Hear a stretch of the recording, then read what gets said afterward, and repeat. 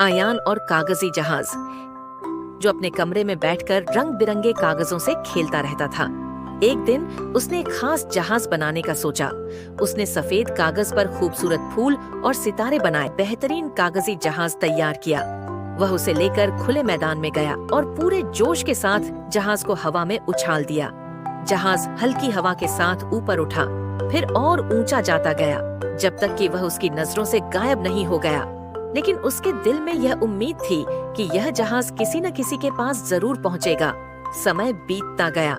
आयान बड़ा हो गया, एक इंजीनियर बन गया और असली जहाजों पर काम करने लगा।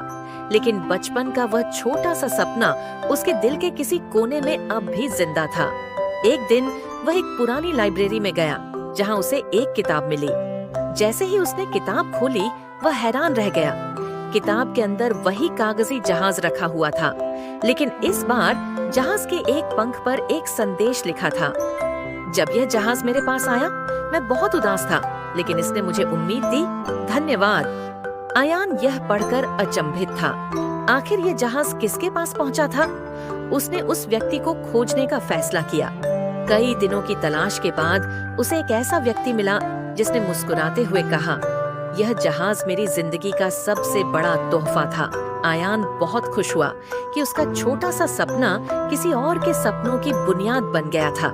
उस दिन उसने जाना कि चीजें कभी खोती नहीं है। शाम के समय आसमान में दो कागजी जहाज उड़ रहे थे। आयान मुस्कुराकर उन्हें देख रहा था। उसका सपना सच में पूरा हो चुका था।